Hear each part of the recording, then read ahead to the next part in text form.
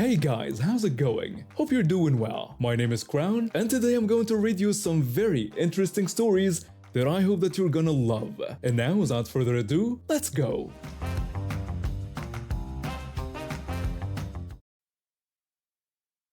I'm originally from Eastern Europe but have been living in London for nearly 2 decades now. Back in my home country, people have this, let's say, peculiar habit of commenting on each other's weight. And I don't mean the occasional subtle hint. I mean full-on, direct comments. Lose weight? You're practically a saint. Gain weight? Well, you might as well have committed a moral crime. Throughout my life, I've never been what you'd call skinny, but I maintained a healthy weight. I've always been active, did martial arts for years, swimming, Pilates, you name it. But recently, something strange started happening to my body. In less than 6 months, I gained about 20 kilograms, which was absolutely bizarre since nothing in my lifestyle had changed. Getting help through the National Health Service was like trying to climb a mountain in flip-flops. After what felt like endless appointments and pushing for answers, they finally discovered I had thyroid issues, and surprise, surprise, a brain tumor. Both conditions were causing the rapid weight gain. Even with working out 4 to 5 times a week and reducing my calories to 1,000 per day, the weight wouldn't budge. This summer, I went back home to help my grandmother with some shopping. Now, my hometown is one of those places where everybody knows everybody, or at least they think they do. I was at the local shop chatting with a cashier who didn't recognize me at first. She was asking the usual questions about which family I belonged to, since I hadn't lived there permanently in almost 20 years. That's when this man beside her suddenly perked up. He excitedly announced that he recognized who I was. Turns out he was some neighbor from 2 streets down who I'd seen maybe 3 times in my entire life. He was around my father's age. Being polite, as is customary back home, I greeted him respectfully, but then things took a turn. The man immediately started commenting on my weight gain, pointing out how different I looked from before. He even had the audacity to puff out his cheeks and make exaggerated gestures with his arms, mimicking what he thought was a hilarious impression of my body shape. The cashier was clearly uncomfortable, but that didn't stop him. He continued his mockery, suggesting that I must have become rich in London and was living like Marie Antoinette, stuffing myself with cakes. He kept pressing about what I had been eating over there, even by our country's standards. This was exceptionally rude. Usually, people would just make a quick comment about weight gain and move on to other topics. The cashier was practically squirming behind the counter at this point. In our culture, young people aren't supposed to have health issues. If you're young and sick, people automatically assume it's because you spend too much time on computers or watching television. But at that moment, I decided I didn't care about cultural norms anymore. I looked him straight in the eyes, put on my most sorrowful expression, and softly explained that this was what happened when someone was battling a brain tumor. The man froze mid-gesture, his arm still curved in that ridiculous position meant to mock my size. The color drained from his face so quickly you'd think someone had pulled a plug. He started stammering out apologies, saying how awful that must be for me. He started stammering, clearly wishing the ground would open up and swallow him whole. The cashier, who had been uncomfortable before, now looked at him with pure disgust. I responded that yes, it was quite difficult, but probably easier than being the type of person who mocks others' appearance in public. The man practically sprinted out of the store, leaving his shopping behind. The cashier, who had witnessed the whole exchange, gave me a knowing smile and a free chocolate bar. Later, my grandmother gave me a bit of a lecture about not telling people about my health issues, but honestly, the look on that man's face was worth it. The tumor might be benign, but his embarrassment was absolutely malignant. Word spread quickly in our small town about the incident. The next few days, I noticed a man would cross the street whenever he saw me coming. I'm not usually the type of person who seeks revenge, but sometimes you have to stand up for what's right. I've been a straight-A student all my life, and teachers generally like me because I'm quiet and do my work without causing trouble. But everything changed when we got this new substitute teacher for our advanced chemistry class. Our regular teacher had to take extended medical leave, and the school hired this woman to replace him for the semester. From day one, something was off about her. She had this way of looking down at everyone, literally and figuratively, through her fancy glasses. But what really got to me was how she treated my best friend, who has cerebral palsy. My friend is brilliant, probably smarter than me, but needs a little extra time writing things down and sometimes has difficulty with certain lab equipment. Our regular teacher always made sure to accommodate her needs without making a big deal about it. This substitute, though, she was a nightmare. One day during an experiment, she called out my friend for being slow, pointing out that everyone else was already on step 3. When my friend tried to explain that she just needed a little more time, the substitute cut her off and suggested that maybe she should consider taking regular classes instead of advanced chemistry if she couldn't keep up. The whole class went silent. I could see my friend fighting back tears. This wasn't an isolated incident, it happened almost every day. The substitute would make snide comments, roll her eyes whenever my friend asked for clarification, and even started deducting points for taking too long during timed assignments. We complained to the school administration, but they kept saying they'd look into it. Weeks passed, and nothing changed. If anything, the substitute got worse. Then came the day of our midterm exam. I'd had enough. I had been planning this for a while, and I knew this was my chance. The substitute always kept her expensive coffee in this fancy thermal cup on her desk. She was also known for taking smoke breaks during exams, leaving another teacher to watch us for a few minutes. As expected, about 20 minutes into the test, she announced she was stepping out for a moment and warned us not to talk and to keep our eyes on our own papers. The moment she left, I put my plan into action. I had bought this super strong laxative from the pharmacy the day before. It was the kind they give you before colonoscopies, the nuclear option if you will. I quickly added a few drops to her coffee and went back to my seat. When she came back, she took a big swig of her coffee and continued grading papers at her desk. About 15 minutes later, it started. First, she began shifting uncomfortably in her chair.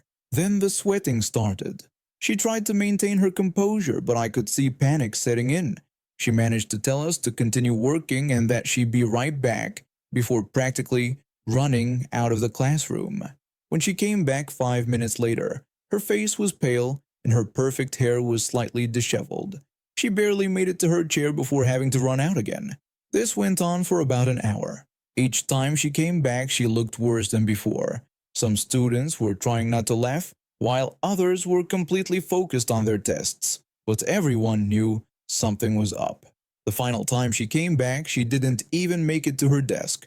She took 2 steps into the classroom, froze, and then we all heard it, a sound that will live in infamy. Her face turned bright red, and there was an unmistakable dark stain spreading across the back of her beige pants. She ran out of the classroom and never came back. Another teacher came in to collect our tests. By the end of the day, the story had spread throughout the entire school. Someone had taken a picture of the stained chair before the janitor could clean it. The image made its rounds on everyone's phones. The next day, we had a different substitute. We later found out she had resigned, claiming health issues. The school finally started taking complaints about substitute teachers seriously. They implemented a new system for students to report inappropriate behavior from temporary staff, and they became much more careful about who they hired. My friend never found out it was me, but she was happier with our new substitute who actually took the time to understand her needs and make proper accommodations.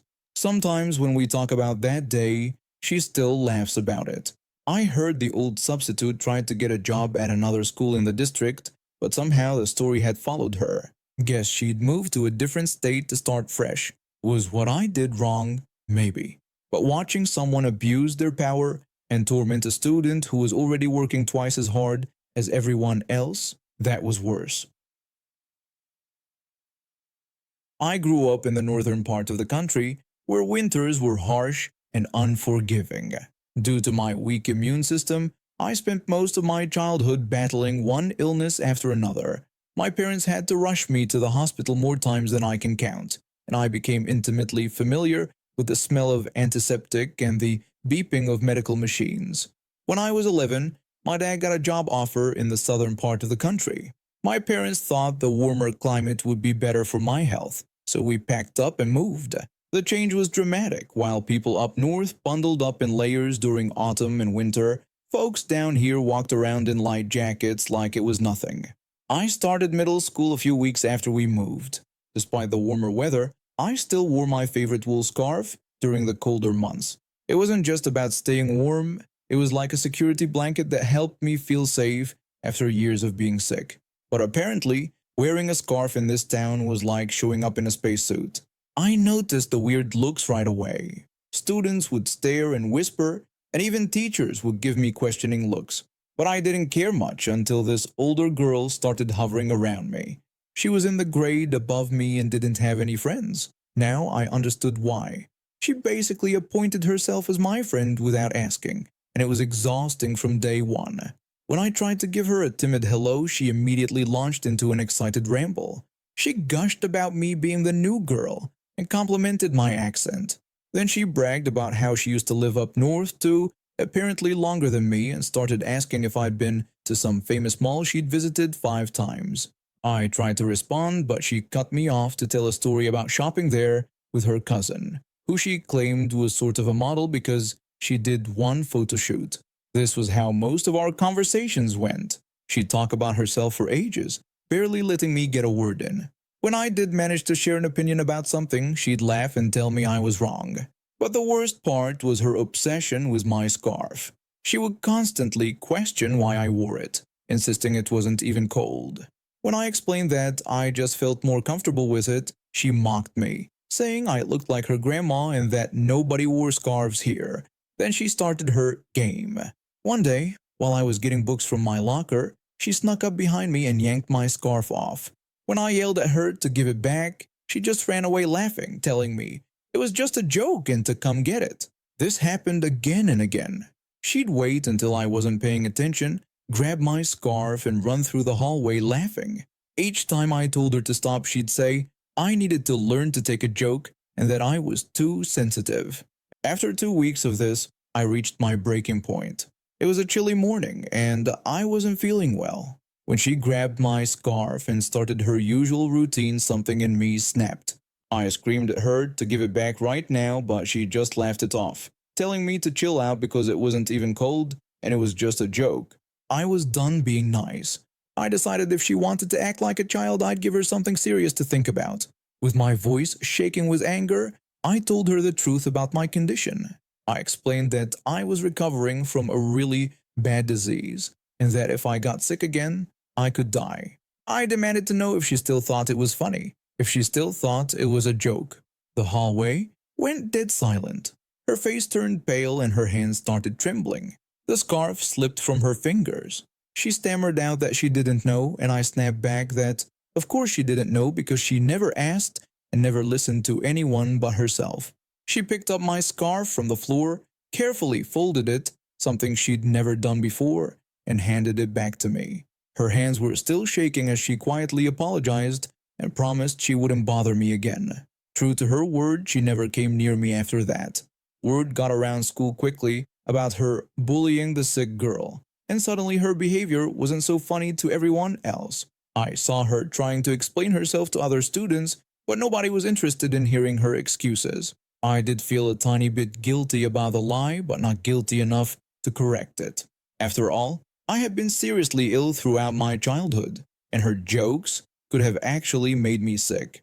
I got to wear my scarf in peace for the rest of the year, and she learned a lesson about respecting other people's boundaries, even if it took a small lie to teach her. When I started my career in software engineering, I met my fiancée at a tech conference. She was giving a presentation about artificial intelligence, and I was immediately drawn to her intelligence and confidence. She's brilliant, driven, and passionate about her work in ways that inspire me daily. The only problem? My mother couldn't see past her lack of traditional skills. My fiancé and I have been together for 3 years now, and throughout our relationship my mother has made subtle and not so subtle comments about her concerns. She would often lecture about how a woman should know how to keep a proper home, questioning how my fiancé would take care of me. I would always respond that I didn't need taking care of, explaining that we take care of each other.